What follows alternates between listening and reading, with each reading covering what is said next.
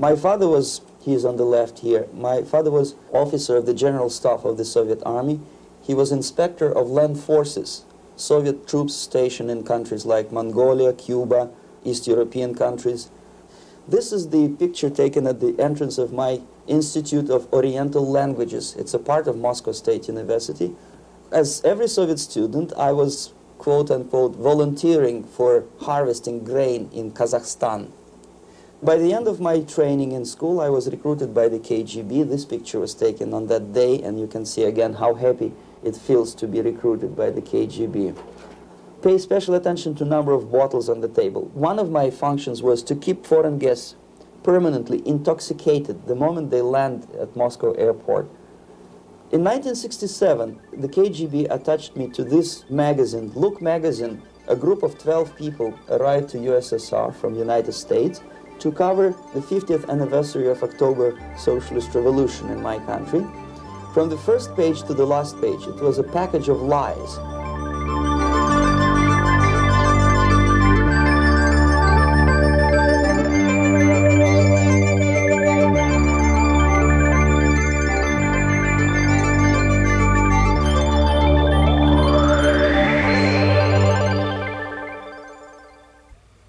Our conversation is with Mr. Yuri Alexandrovich Bezmenov.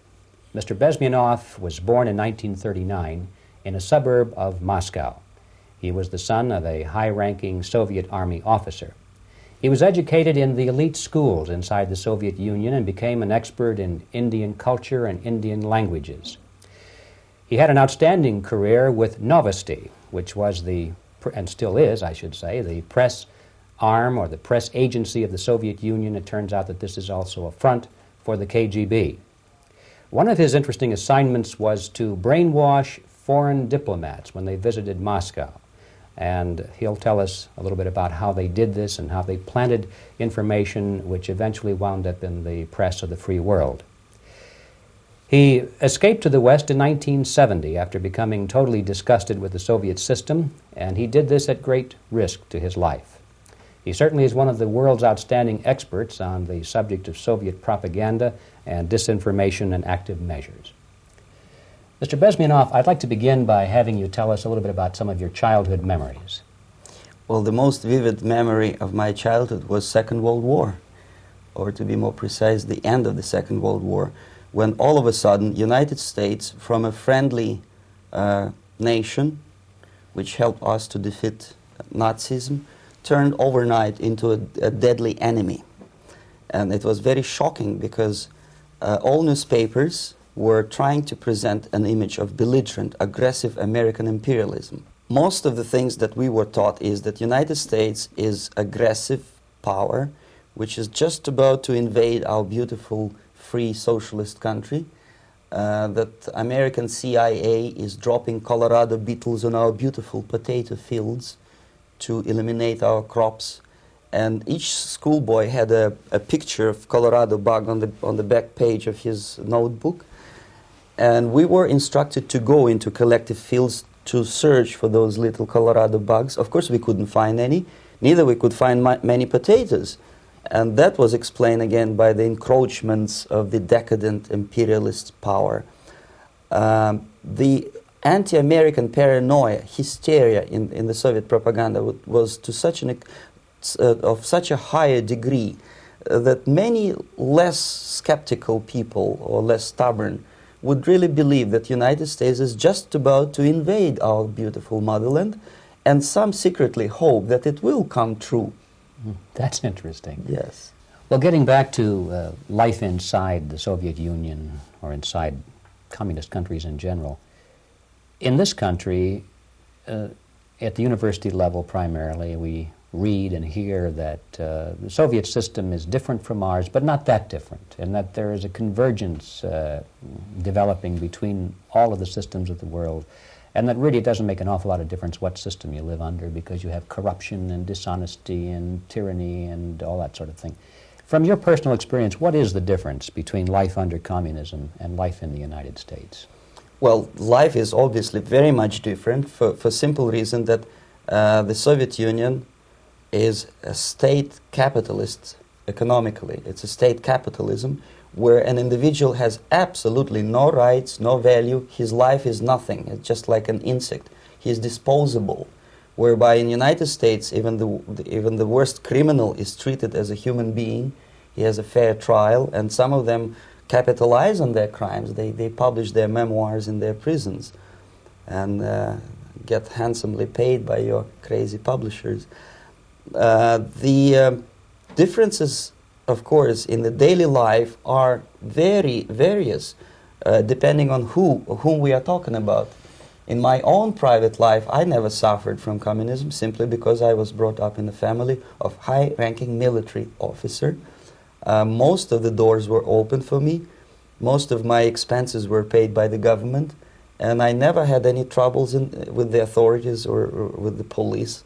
So, in other words, I would say I enjoyed, or I had good reasons to enjoy, all the advantages of so-called socialist system.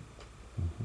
My main motivations to defect had nothing to do with affluence. It was mainly moral indignation, moral protest, rebellion against the inhuman methods of the Soviet system.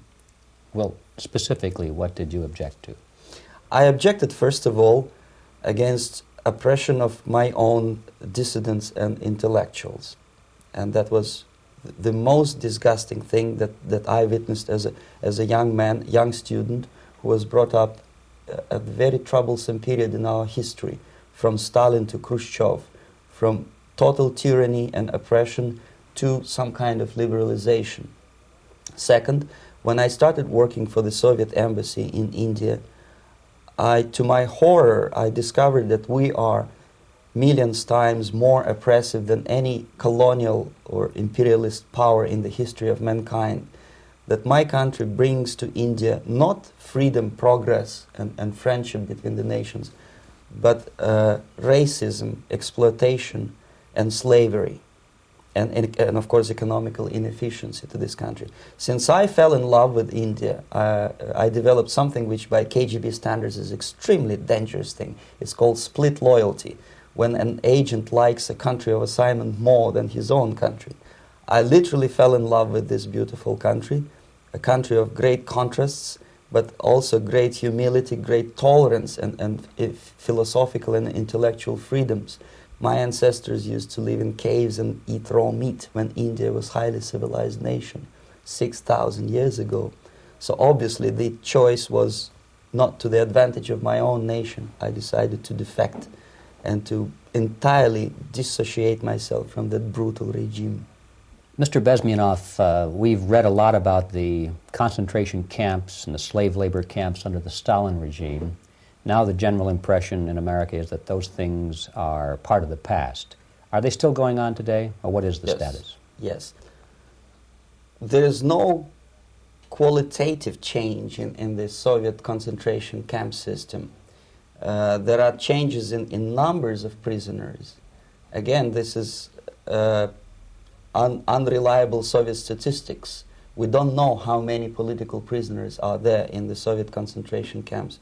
But we sure know from various sources that at each particular time there are close to 25 to 30 million of Soviet citizens who are virtually kept as slaves in forced labor camp system. The size of population of a country like Canada is serving terms as prisoners. Incredible. So I would say that those intellectuals who try to convince American public that concentration camp system is a thing of a past are either conscientiously misleading public opinion, or they are not very intellectual people. They're selectively blind. They lack intellectual honesty when they say that. Well, we've spoken about the intellectuals in this country and also the intellectuals in the Soviet Union. What about down at the broad mass level? Do the people in general, the working people, the workers in general in the Soviet Union, do they support the system? Do they tolerate it? What is their attitude? Well, average Soviet citizen, if there is such an animal, of course, does not like the system because it hurts, it kills. he may not understand the reasons, he may not have enough information or educational background to understand. But I doubt very much there are many people who are conscientiously supporting the Soviet system. There are not such people in USSR. Even those who have all the reasons to enjoy socialism, people like myself, who were a member of journalistic elite, they also hate the system for different reasons, though. Not because they lack material affluence, but because they are unfree to think, they are in constant fear, duplicity, split personality. And this is the greatest tragedy for my nation. Well, what do you think are the chances of the people actually overcoming their system or replacing it? There is a great possibility that system will sooner or later be destroyed from within. There is a self-destructive mechanism built into any socialist or communist or fascist system, because there is lack of feedback, because the system does not rely upon loyalty of population. But until this Soviet junta is being supported by the Western so-called imperialists, that is, multinational companies, establishments, governments, and let's face it, intellectuals, so-called academia in the United States is famous for supporting the Soviet system. As long as the Soviet junta will keep on receiving credits, money, technology, grain deals, and political recognition from all these traitors of democracy or freedom, there is no hope, there is not much hope for changes in my country, and the system will not collapse by itself simply because it's being nourished by so-called American imperialism. This is the greatest paradox in history of mankind, when capitalist world supports and actively nourishes its own destructor. I think you're trying to tell us something. Oh, in yes. This country. Mm-hmm. I'm trying to tell you that it has to be stopped unless you want to end up in Gulag system and enjoy all the advantages of socialist equality. Working for free, catching fleas on your body, sleeping on the planks of plywood in Alaska this time, I guess. That's where Americans will belong, unless they will wake up, of course, and force their government to stop aiding Soviet fascism. Well, you told us a moment ago why you left the system. I'd like to hear the details of how you did it. It must have been a very dangerous thing. It was not so dangerous, it was crazy. First of all, because defecting in India is virtually impossible, thanks to very strong pressure from the Soviet government. Excuse me, you were in India. On assignment at that time. Yes, I was working for the Soviet embassy in New Delhi as a press officer. Mm-hmm. And defecting for a Soviet diplomat is next to impossible. It's a suicide, as I said, because a great friend Indira Gandhi pushed a law through parliament which says, and I quote, "No defector from any country has a right of political asylum in any embassy on the territory of Indian Republic," which is a masterpiece of hypocrisy. No other defector but a Soviet one needs a political asylum. So knowing that perfectly well, I planned a craziest possible way to defect. I studied counterculture in India. There were thousands of young American boys and girls with no shoes, long hair, smoking hash and marijuana, studying sometimes Indian philosophy, sometimes simply pretending that they study. And they greatly annoyed Indian police, and they were laughing stock of Indians because obviously they were good-for-nothing students. I studied carefully where they congregate, what routes they travel, what language they speak, what do they smoke. And one day I simply joined a group of hippies to avoid detection of Indian police. I was dressed as a typical hippie with blue jeans, long camise shirts with all kind of nice decorations like beads, long hairs. I bought a wig because for several weeks I had to turn myself from a conservative Soviet diplomat into a very progressive American hippie. And that was the only way that I could avoid detection. It was very interesting experience, but it was necessary because from my own knowledge as a member of Soviet embassy staff, I knew that there were many cases when Soviet defectors were betrayed by Indian police, and also some Western embassies played a very dirty role in betraying the Soviet defectors. According to our information, they were some, I wouldn't call them double agents, but simply immoral people working for this for the United States embassy, and confiding in people like this would be a suicide. So I had to be extremely careful. I could not trust anyone, and that was the reason for such a crazy way to defect. Well, had you been caught in the act of trying to get out, what would have happened to you? Oh, most likely I would end up in concentration camp, or depending on the situation and on the whim of some bureaucrat in KGB, maybe even executed. This is normal practice, quietly, of course, not publicly. But that would be the end of my defection, of course. Well, when did you finally make it to the United States? In 1970, after about 6 months of debriefing in Athens by the CIA, and I presume FBI too, they let me go first to Germany, then to Canada. That was my decision. I had to change my identity to protect my family and my friends in USSR. And also I was a little bit paranoid, knowing that both Soviet KGB and probably some double agents within the American system may be after me. So I wanted to settle down as far away as possible. I requested CIA to give me some kind of new identity and just let me go on my own. And I settled in Canada. I was a student. I changed many professions, from farm help and laundry truck driver to language instructor and broadcaster for Canadian Broadcasting Corporations in Montreal. Well, have you had any threats on your life or any yes. unpleasant In about 5 years, KGB eventually discovered that I am working for Canadian Broadcasting. I made a very big mistake. I started working for overseas service of CBC, which is similar to Voice of America, in Russian language. And of course, monitoring service in USSR picked up every new voice.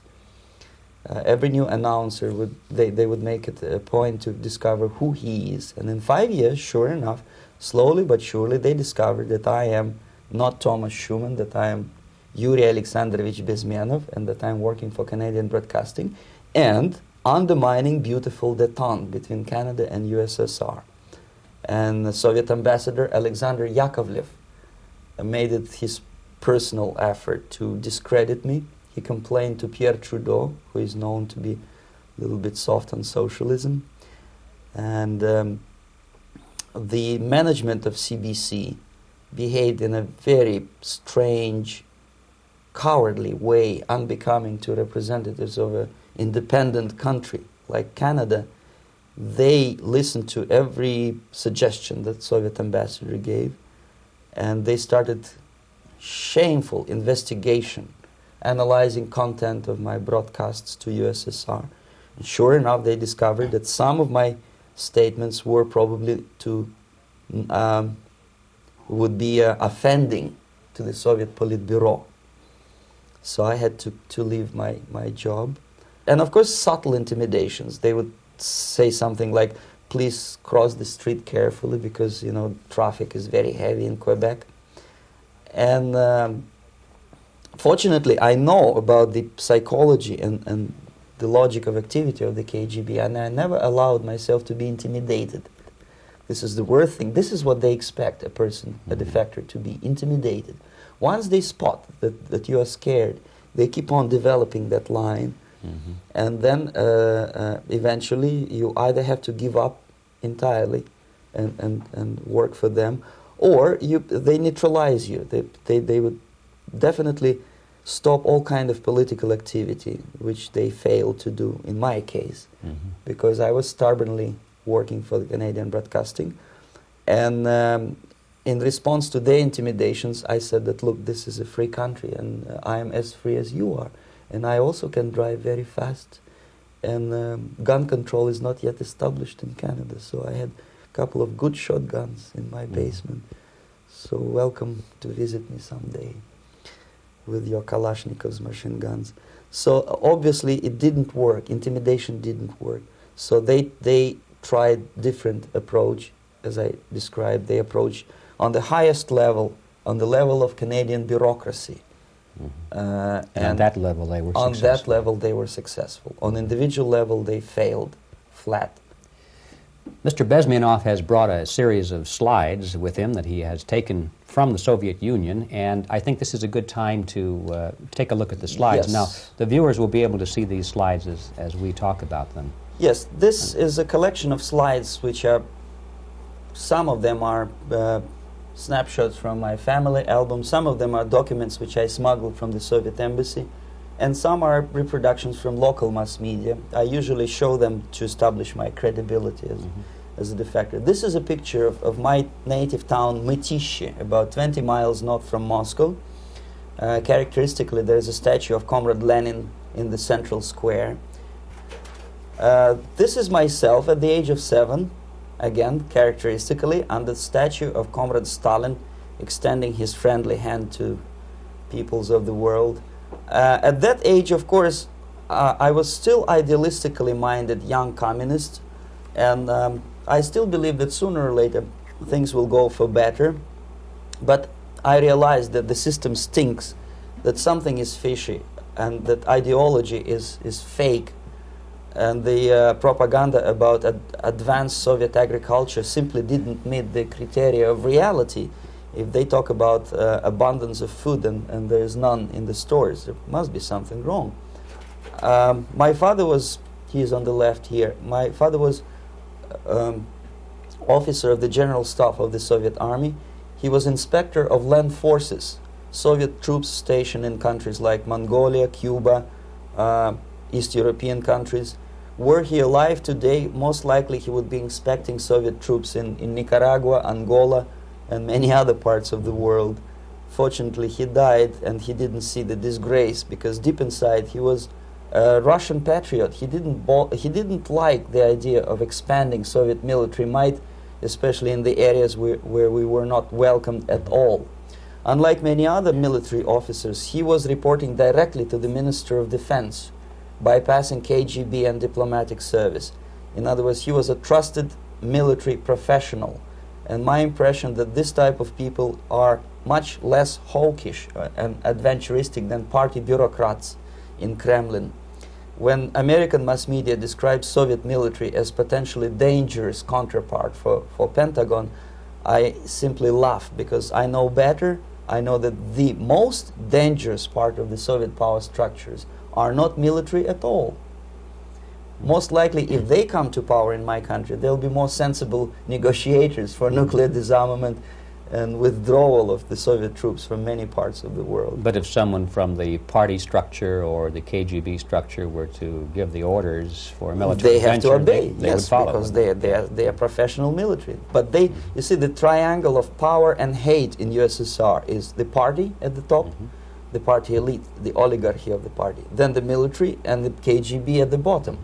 They hate each other, and the most hated triangle, the most hated corner of the triangle is the Communist Party bureaucrats. They are the most adventuristic, senile megalomaniacs. They can start war, I wouldn't be surprised. Not the military. They know what war is. Yes. At least my father did. This is the picture taken at the entrance of my Institute of Oriental Languages. It's a part of Moscow State University. I graduated in 1963. And Now, excuse me, which one were you on? I am on the right. You're on the right. And on the left is my my schoolmate Vadim Smirnov, who later was a apparatchik in the Central Committee of the Soviet Union Communist Party. What is an apparatchik? It's a functionary, something like civil service in British Empire. Someone who is never fired from the service. He stays there internally. He may not be promoted too high, but he's a dependable bureaucrat who will stay forever. I studied not only languages, but also history, literature, even music. I'm on this picture. I'm trying to learn how to play Indian musical instrument. I even tried to look like an Indian when I was second-year student. Not bad, really. Yes, actually, it was strongly encouraged by the instructors in my school, because the graduates of my school were later on employed as diplomats, foreign journalists, or spies. As every Soviet student, I was quote-unquote volunteering for harvesting grain in Kazakhstan. This is a biggest agricultural blunder of the Soviet government. But I didn't have much choice, of course, because the communist motto borrowed from the Bible says, "Those who do not work shall not eat." And you can see me eating, therefore I was working, and you can see how happy I was about it. I went through a very extensive physical and military training, including the military games in areas, suburban areas of Moscow. And here, for example, we are on a tour in Arkhangelsk area. And by the end of my training in school, I was recruited by the KGB. This picture was taken on that day, and you can see again how happy it feels to be recruited by the KGB. Our conversation with Yuri Alexandrovich Bezmenov, who is a defector from the Soviet Union, a former propaganda agent for Novosti and the KGB, will continue after this message.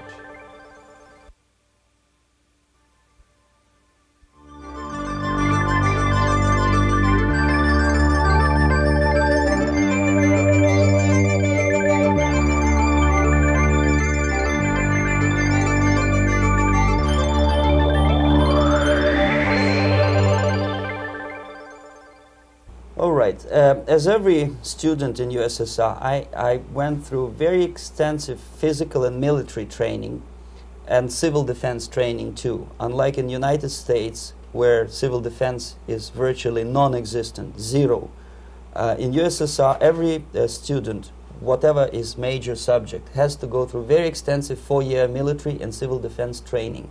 You can see me here with a group of students during one of the war games near Moscow. The main idea, of course, is to prepare a huge reserve army of the USSR. Each student has to graduate as a junior lieutenant. In my case, it was administrative and military intelligence service. My first assignment was to India as a translator with the Soviet Economical Aid Group, building refinery complexes in Bihar state and Gujarat state. At that time, I was still naively, idealistically believing that what I was doing contributes to the understanding and cooperation between the nations. It took me quite a number of years to realize that what we were bringing to India was a new type of colonialism, 1,000 times more oppressive and exploitative than any colonialism or imperialism in history of mankind. But at that time, I was still hoping that, well, maybe it's not that bad, could be worse, and things may go for better. And I even tried to implement the beautiful Marxist motto, proletarians of all the countries unite. I tried to unite with a nice Indian girl, and I was fascinated by Indian culture, by the family life in this country. But obviously, Communist Party had different plans for my genes, so I had to marry this beautiful Russian girl. In the span of my career, I married 3 times. Most of these marriages were marriages of convenience, on advice from the Department of Personnel. This is normal practice in USSR. When a Soviet citizen is assigned to a foreign job, he has to be married, either to keep family in USSR as hostages, or, if it's a convenience marriage like mine, so that the husband and wife are virtually informers on each other to prevent defection or contamination by decadent imperialist or capitalist ideas. In my case, I hated that girl so much that the moment I landed in Moscow, we were divorced, and I married later, second time. By the end of my first assignment in India, I was promoted to the position of public relation officer. You can see me here translating a speech by a Soviet boss. And you're on the right. I'm on the right here, yes. And it was, the occasion was commissioning of the refinery complex in Bihar, Barauni. Back in Moscow, I was immediately recruited by Novosti Press Agency, which is a propaganda and ideological subversion front for the KGB. 75% of the members of the Novosti are commissioned officers of the KGB. The other 25 are, like myself, co-opted agents who are assigned to specific operations. In this particular case, you can see me talking to students of Lumumba Friendship University in Moscow.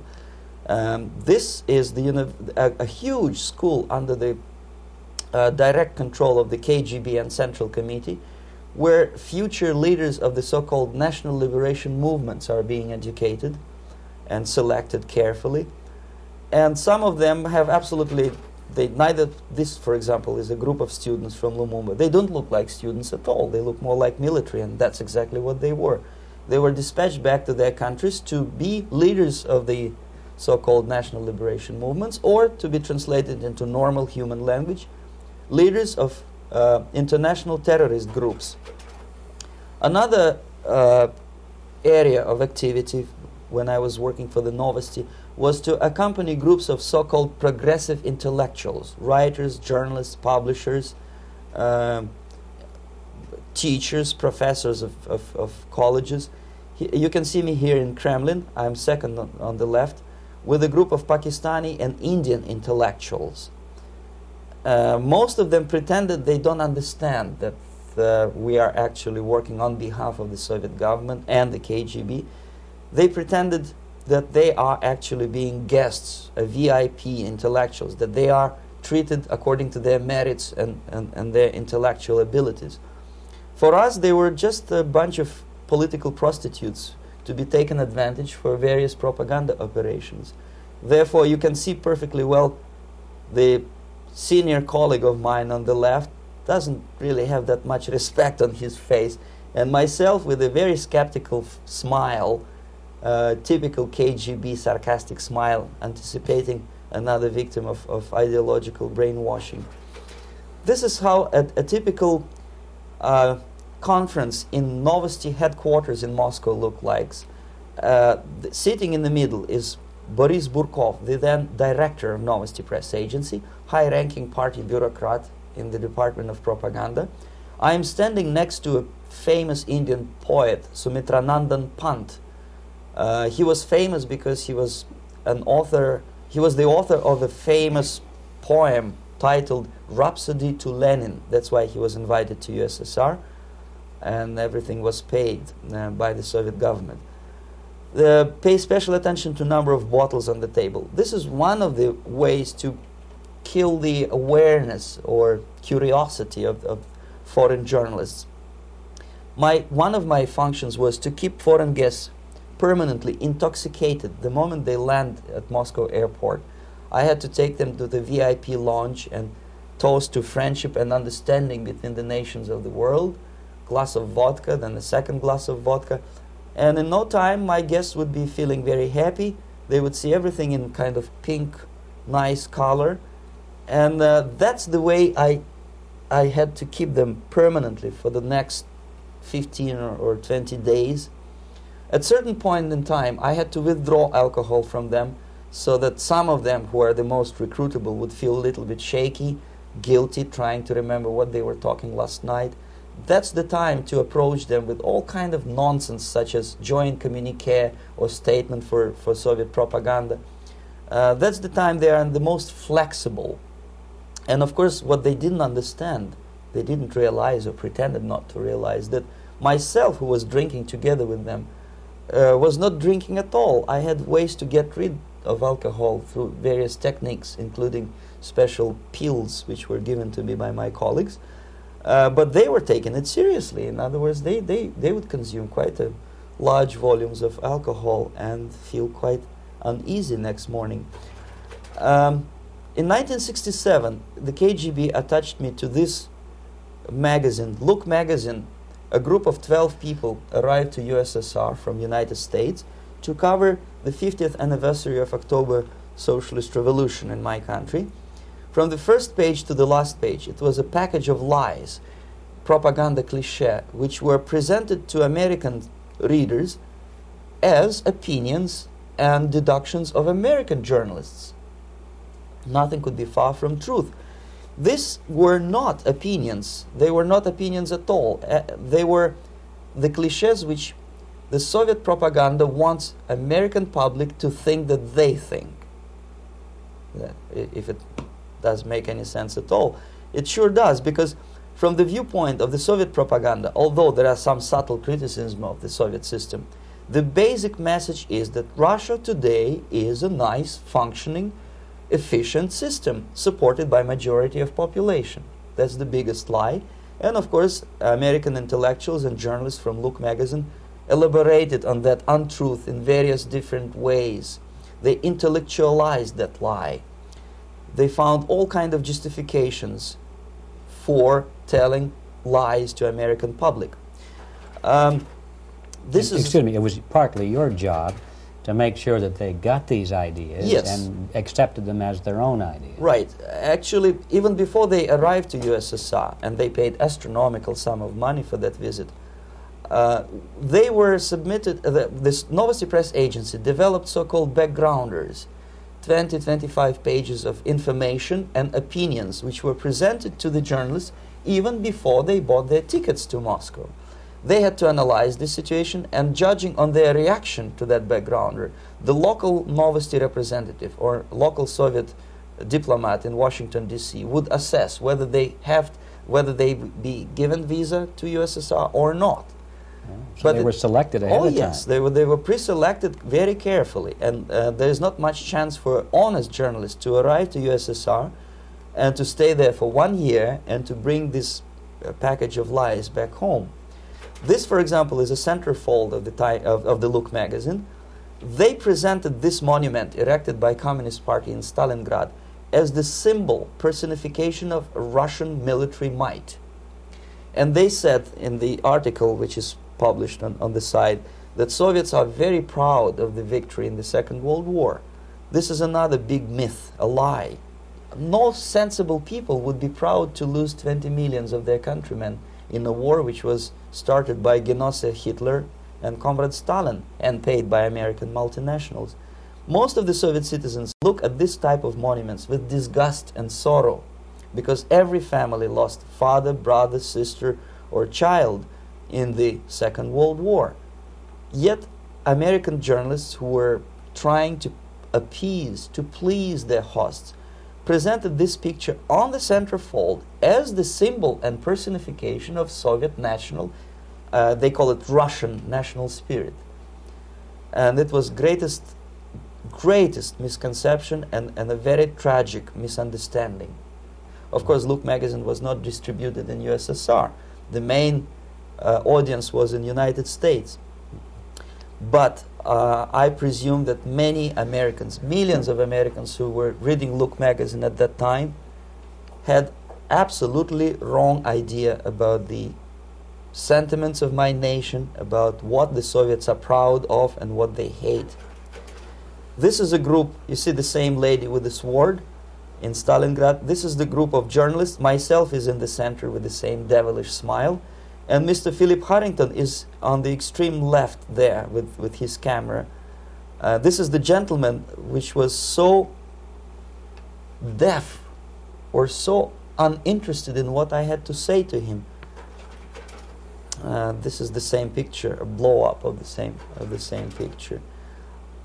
Many guests from various countries, in this particular case from Asia and Africa, were taken by me as a Novosti Press Agency employee for a tour across Siberia, for example. We would show them typical kindergarten, you see, nothing special by American standards, just nice children sitting, eating their breakfast or lunch.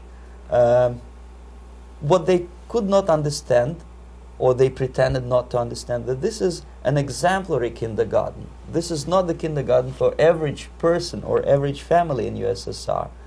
And we maintain that illusion in their minds. You can see myself under the red spot in the middle there, with the same business-like expression. I'm doing my job. That's what I'm assigned to do, and that's what I was paid to do.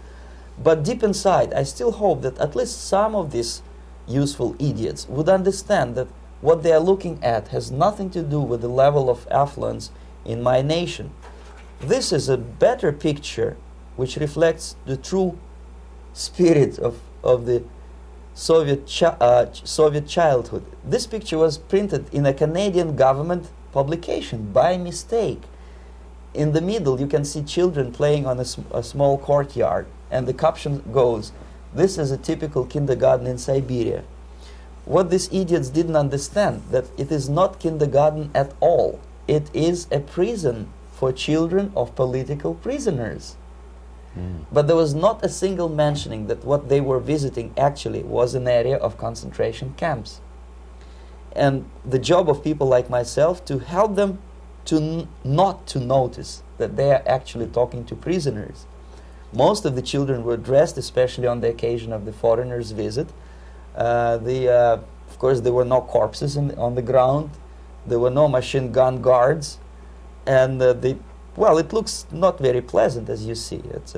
It looks dull, but obviously it does not create an impression that this is actually a prison. Well, did any of the journalists have the curiosity to ask about prisons and that kind of thing? Yes. They were in Siberia. This Yes. is what you associate. Yes, some of them asked questions, and naturally we would give them, for the stupid question, we give them stupid answer. No, there are no prisons in Siberia. No, most of the people who you see are free citizens of USSR. They are very happy to be here, and they are contributing to the glory of the socialist system.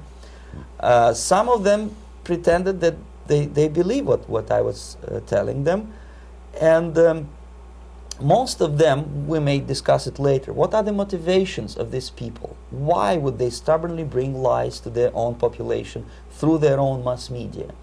I have various answers to this. There is not a single explanation. It's a complex of explanations. It's fear, pure biological fear. They understand that they are on the territory of an enemy state, a police state. And just to save their rotten skins and their miserable jobs, their affluence back home, they would prefer to tell a lie than to ask truthful questions and report truthful information.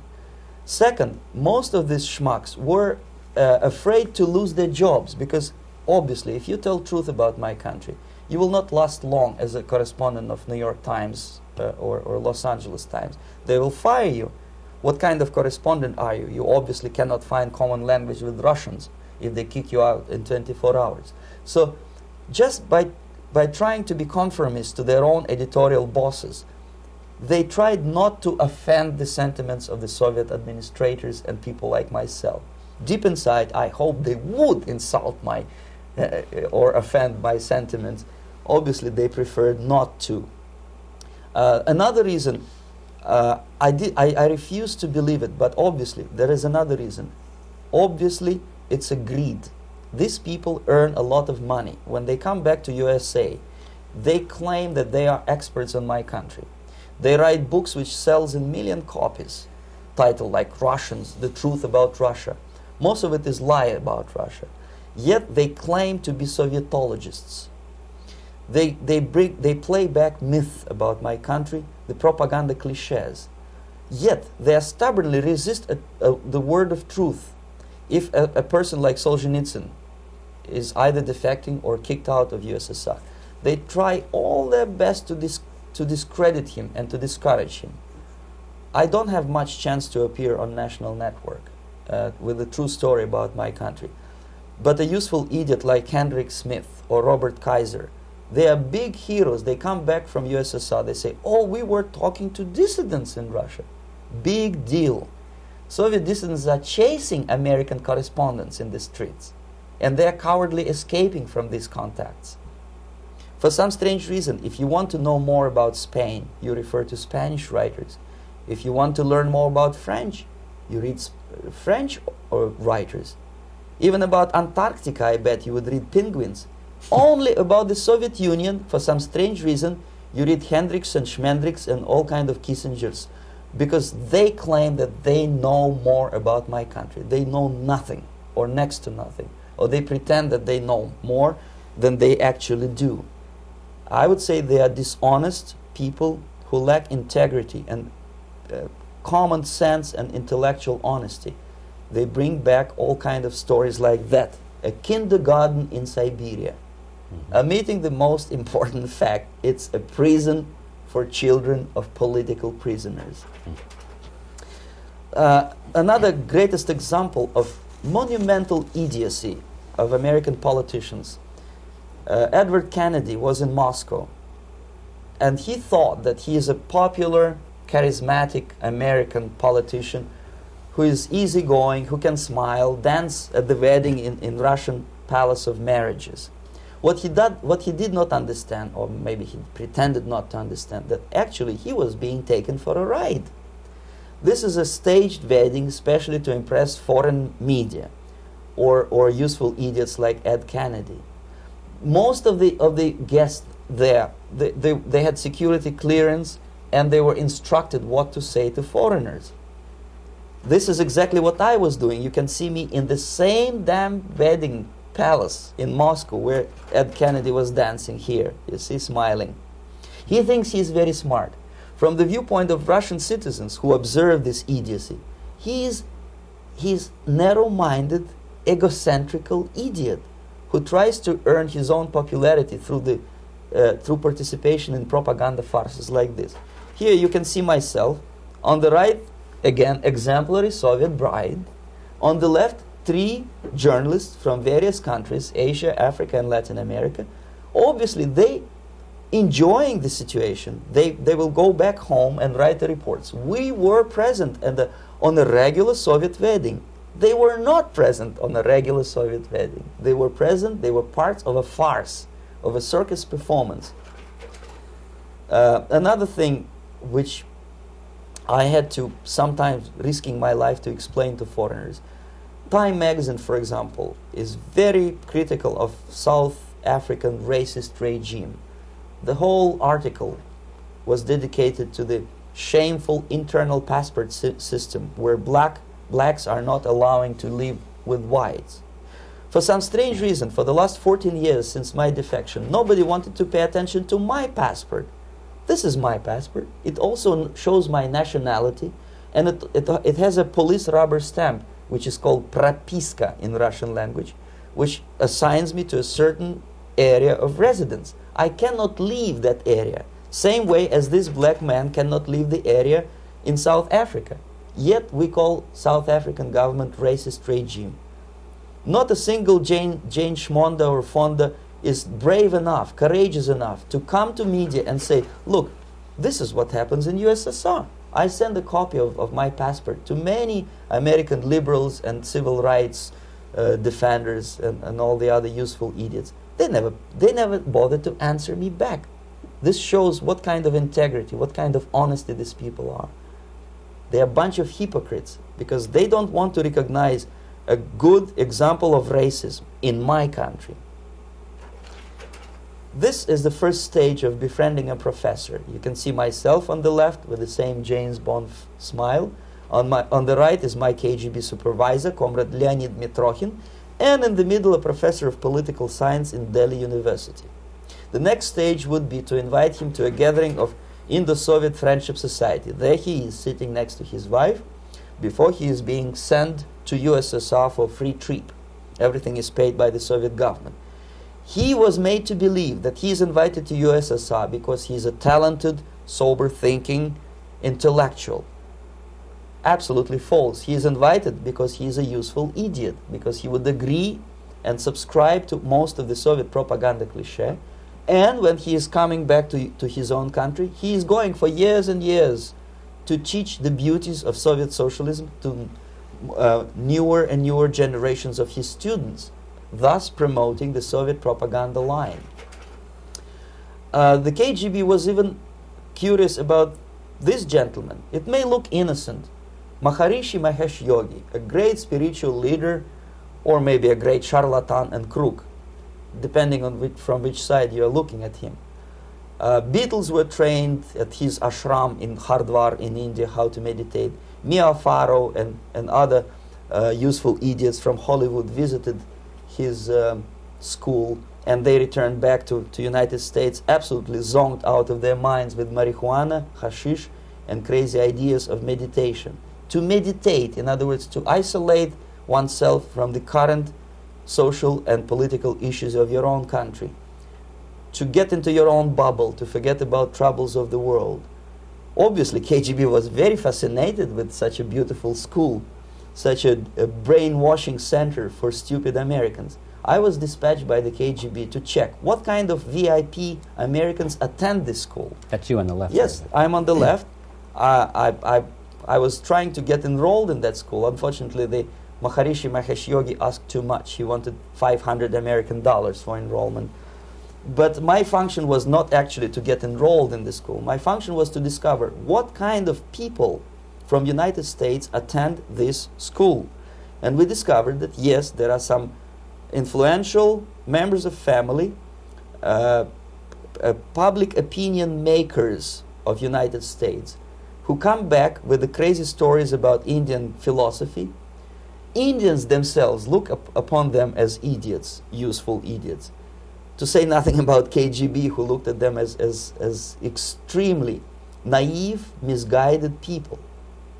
Obviously, a VIP, say a wife of a congressman, or a prominent Hollywood personality, after being trained in that school, is much more instrumental in the hands of manipulators of public opinion and KGB than a normal person who understands, who looks through this type of fake religious training. Why would they be more susceptible to manipulation? I just mentioned that because, you see, a person who is too much involved in introspective meditation. You see, if you carefully look what Maharishi Mahesh Yogi is teaching to Americans, is that most of the problems, most of the burning issues of today can be solved simply by meditating. Don't rock the boat. Don't get involved. Just sit down, look at your navel, and meditate. And the things, due to some strange logic, due to cosmic vibration, will settle down by themselves. This is exactly what the KGB and Marxist-Leninist propaganda wants from Americans, to distract their opinion, attention, and mental energy from real issues of United States into a non-issues, into a non-world, non-existent harmony. Obviously, it's more beneficial for the Soviet aggressors to have a bunch of duped Americans than Americans who are self-conscious, healthy, physically fit, and alert to the reality. Maharishi Mahesh Yogi obviously is not on the payroll of the KGB.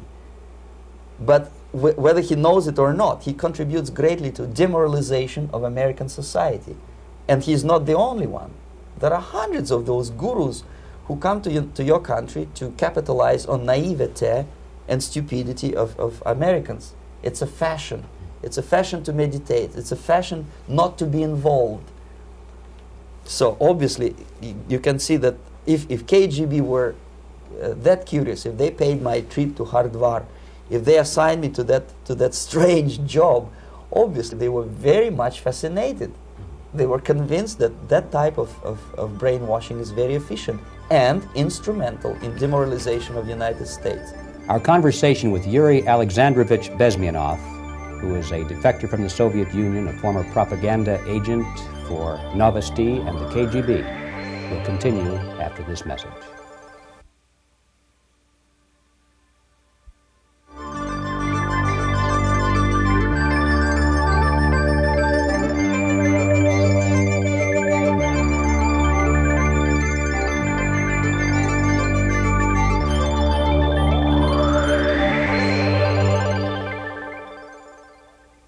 This picture shows the part of the building of USSR embassy and my supervisors. On the left is Comrade Mehdi, an Indian communist, and on the right, Comrade Mitrokhin, my supervisors in the secret department of research and counter-propaganda.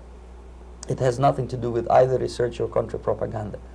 Most of the activity of that department was to compile huge volume of information on individuals who were instrumental in creating public opinion. Publishers, editors, journalists, actors, educationalists, professors of political science, members of parliament, representatives of business circles. Most of these people were divided roughly in two groups. Those who would toe the Soviet foreign policy, they would be promoted to the positions of power through media and public opinion manipulation. Those who refused the Soviet influence in their own country would be character assassinated or executed physically come revolution. Same way as in the small town of Hue in South Vietnam, several thousands of Vietnamese were executed in one night when the city was captured by Viet Cong for only 2 days. And American CIA could never figure out how could possibly communists know each individual, where he lives, where to get him, and would be arrested in one night, basically in some 4 hours before dawn, put on a van, taken out of the city limits and shot. The answer is very simple. Long before communists occupied the city, there was extensive network of informers, local Vietnamese citizens, who knew absolutely everything about people who are instrumental in public opinion, including barbers and taxi drivers. Everyone who was sympathetic to the United States was executed. Same thing was done under the guidance of the Soviet embassy in Hanoi, and same thing I was doing in New Delhi. To my horror, I discovered that in the files where people were doomed to execution, there were names of pro-Soviet journalists with whom I was personally friendly. Pro-Soviet? Yes. They were idealistically minded leftists who made several visits to USSR, and yet the KGB decided that come revolution or drastic changes in political structure of India, they will have to go. Why is that? Because they know too much. Simply because, you see, the useful idiots, the leftists who are idealistically believing in the beauty of Soviet socialist or communist or whatever system, when they get disillusioned, they become the worst enemies. That's why my KGB instructors specifically made a point, never bother with leftists. Forget about these political prostitutes. Aim higher. This was my instruction. Try to get into large circulation, established conservative media. Filthy rich movie makers, intellectuals, so-called academic circles. Cynical, egocentric people who can look into your eyes with angelic expression and tell you a lie. These are the most recruitable people, people who lack moral principles, who are either too greedy or too suffer from self-importance. They feel that they matter a lot. These are the people who KGB wanted very much to recruit. But to eliminate the others, to execute the others, don't they serve some purpose? Wouldn't they be the ones they rely on? They serve purpose only at the stage of destabilization of a nation. For example, your leftists in United States, all these professors and all these beautiful civil rights defenders, they are instrumental in the process of the subversion only to destabilize the nation. When their job is completed, they are not needed anymore. They know too much. Some of them, when they get disillusioned, when they see that Marxist-Leninists come to power, obviously they get offended. They think that they will come to power. That will never happen, of course. They will be lined up against the wall and shot. But they may turn into the most bitter enemies of Marxist-Leninists when they come to power. And that's what happened in Nicaragua. You remember most of these former Marxist-Leninists were either put to prison or one of them split, and now he's working against Sandinistas. It happened in Grenada when Maurice Bishop was already a Marxist. He was executed by a new Marxist who was more Marxist than this Marxist. Same happened in Afghanistan when first there was Taraki, he was killed by Amin, then Amin was killed by Babrak Karmal with the help of KGB. Same happened in Bangladesh when Mujibur Rahman, very pro-Soviet leftist, was assassinated by his own Marxist-Leninist military comrades. It's the same pattern everywhere. The moment they serve their purpose, all the useful idiots are either be executed entirely, all the idealistically minded Marxists, or exiled, or put in prisons, like in Cuba. Many former Marxists are in Cuba, in prison. So most of the Indians who were cooperating with the Soviets, especially with our Department of Information of the USSR Embassy, were listed for execution. And when I discovered that fact, of course I was sick. I was mentally and physically sick. I thought that I'm going to explode one day during the briefing at the ambassador's office. I would stand up and say something that we are basically a bunch of murderers. That's what we are. It has nothing to do with friendship and understanding between the nation and blah, blah, blah. We are murderers. We behave as a bunch of thugs in a country which is hospitable to us, a country which with ancient traditions. But I did not defect. I tried to get the message across. To my horror, nobody wanted even to listen, least of all to believe what I had to say. And I tried all kinds of tricks. I would leak information through letters or lost documents or something like that. And still I got no message. The message was not published, even in the conservative mass media of India. The immediate impulse to defect was Bangladesh crisis, which was described by American correspondents as Islamic grassroots revolution, which is absolute baloney. There was nothing to do with Islam, and there was no grassroots revolution. Actually, there are no grassroots revolutions, period. Any revolution is a byproduct of a highly organized group of conscientious and professional organizers, but has nothing to do with grassroots. In Bangladesh, it was nothing with grassroots. Most of the Awami League party members, Awami League means People's Party, were trained in Moscow in the high party school. Most of the Mukti Fauj leaders, Mukti Fauj in Bengali means People's Army, same as SWAPO and all kind of liberation armies all over the world, the same bunch of useful idiots. They were trained at Lumumba University and various centers of the KGB in Simferopol, in Crimea, and in Tashkent. So when I saw that Indian territory is being used as a jumping board to destroy East Pakistan, I saw myself thousands of so-called students traveling through India to East Pakistan, through the territory of India, and Indian government pretended not to see what's going on. They knew perfectly well, the Indian police knew it, the intelligence department of Indian government knew it, the KGB of course knew it, and the CIA knew it. That was most infuriating, because when I defected and I explained to the CIA debriefers they should watch out because East Pakistan is going to erupt any moment, they said I was reading too many James Bond novels. Anyway, so East Pakistan was doomed. One of my colleagues in the Soviet consulate in Calcutta, when he was dead drunk, he ventured into the basement to relieve himself, and he found big boxes which said printed matter to Dhaka University. Dhaka is the capital of East Pakistan.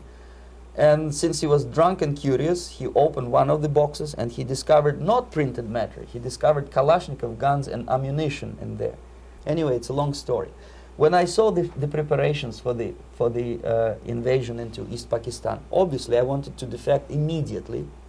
The only thing I couldn't at that time make up my mind when and where and how. One of the reasons, of course, you see, I was in love with India. I mentioned it before. I spoke the languages. I socialized with people.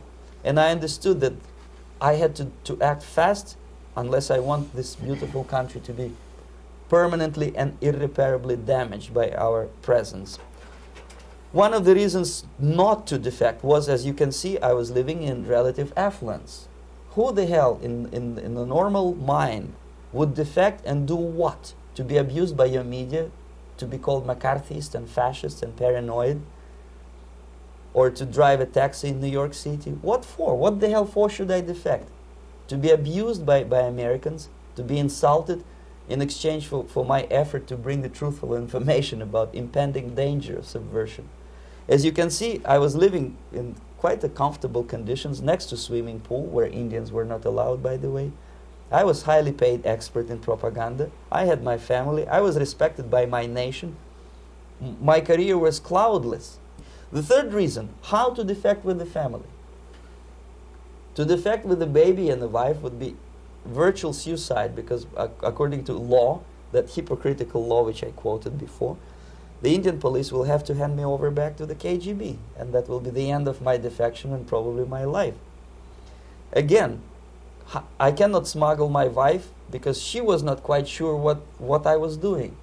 She was not that idealistically involved, and she was definitely not in the total picture of what I was doing for the KGB. She would be shocked if I put her in my van and drive her to the American embassy or elsewhere. That would be a greatest danger.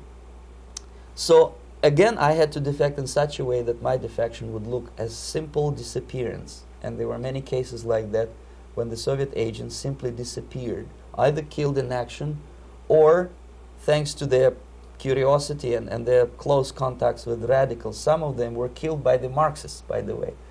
It happened in many African countries when the Soviet KGB were killed by Africans themselves. Not because they hated Marxism-Leninism, but because they were simply trigger-happy bunch of unruly characters. If you give them a machine gun, they will shoot. And some of the Soviets obviously were not careful enough to protect themselves, and they got into embarrassing situations when they were shot at the crossfire between factions of so-called liberation movements. Anyway, so I decided, as I said, to study the counterculture. I decided this probably would be the best way to disappear. I socialized with characters like this. On the left, you see, he's a barefoot American hippie. It took me quite a long time to study exactly what they were doing and how to mix with them. But eventually I did it. Most of Indian newspapers carried my picture and promise of 2,000 rupees for information about my whereabouts. But they were looking for the wrong person, because they obviously tried to stop a young Soviet diplomat in white shirt and tie, and this is how I looked at the time of defection. Nobody could possibly think that a Soviet diplomat would be as crazy as to join a bunch of hippies. That's you. Travel India and smoke hash. So I made it literally almost like a Hollywood-style detective story. From under the nose of the KGB in Bombay airport, I landed the plane and I flew to Greece, where I was debriefed by the CIA. That's basically that's all for my slides. We can turn off the projector, then. That's very interesting. Well, you spoke several times before about ideological subversion. That is a phrase that I'm afraid some Americans don't fully understand. When the Soviets use the phrase ideological subversion, what do they mean by it?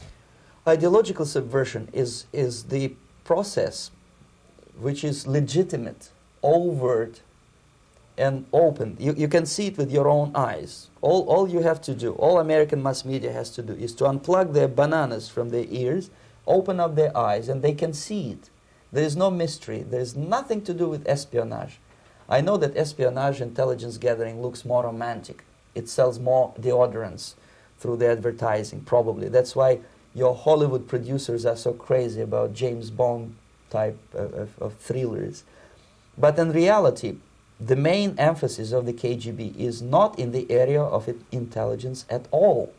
According to my opinion and opinion of many defectors of my caliber, only about 15% of time, money, and manpower is spent on espionage as such. The other 85% is a slow process which we call either ideological subversion or active measures, активные мероприятия in the language of the KGB, or psychological warfare.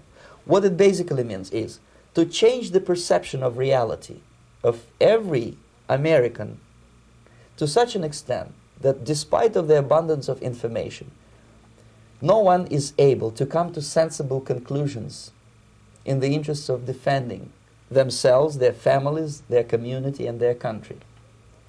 It's a great brainwashing process which goes very slow, and it's divided in 4 basic stages. The first one being demoralization. It takes from 15 to 20 years to demoralize a nation. Why that many years?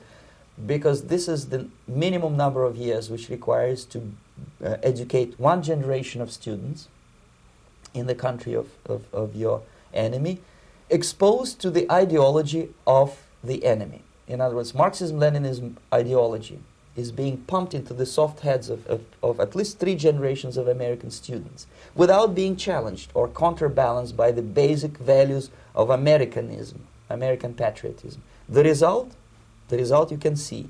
Most of the people who graduated in the 60s, dropouts or half-baked intellectuals, are now occupying the positions of power in the government, civil service, business, mass media, educational system. You are stuck with them. You cannot get rid of them. They are contaminated. They are programmed to think and react to certain stimuli in a certain pattern. You cannot change their mind, even if you expose them to authentic information, even if you prove that white is white and black is black. You still cannot change the basic perception and the logic of behavior.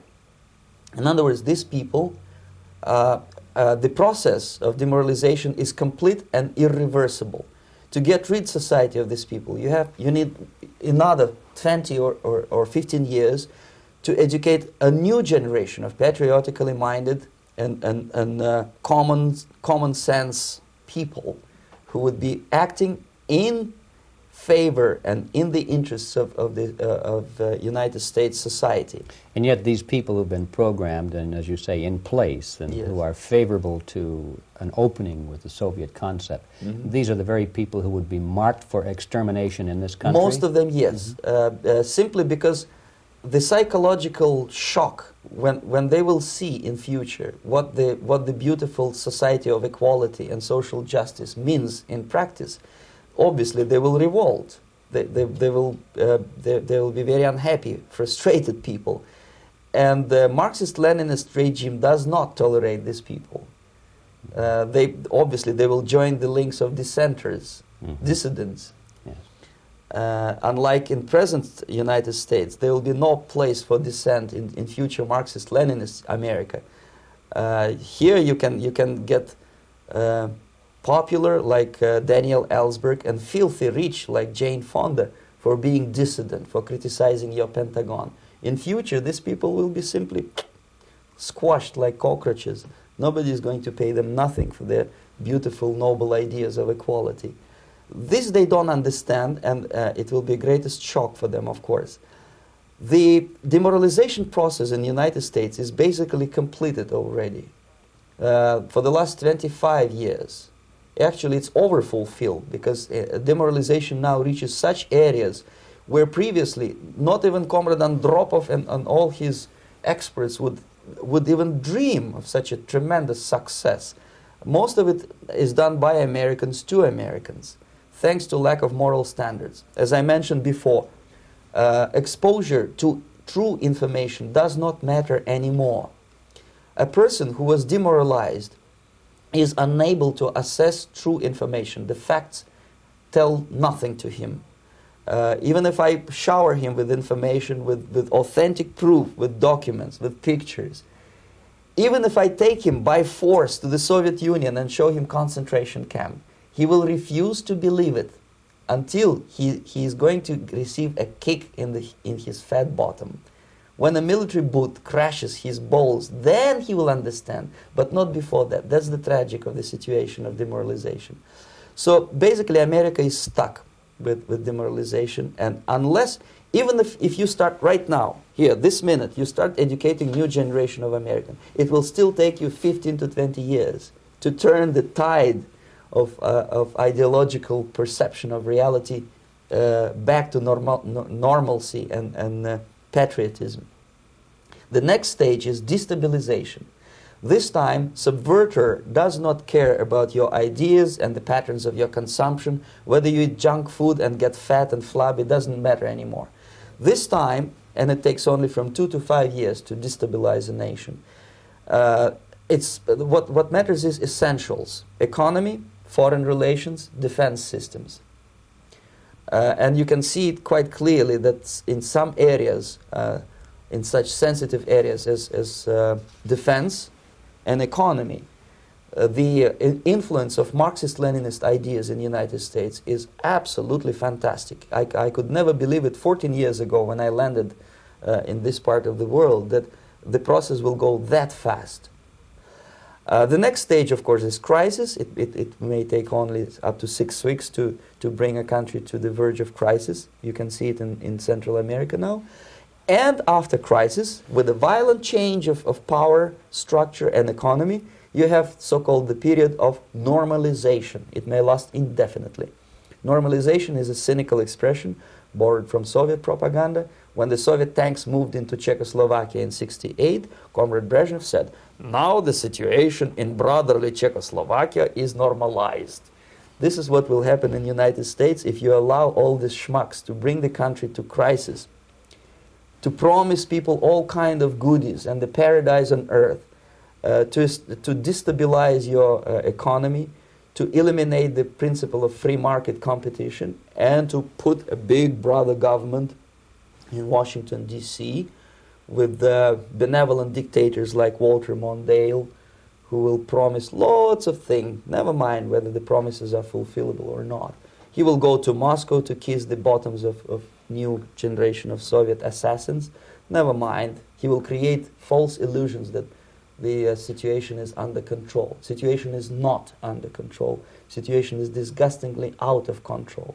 Most of the American politicians, media, and educational system trains another generation of people who think they are living at a peacetime. False.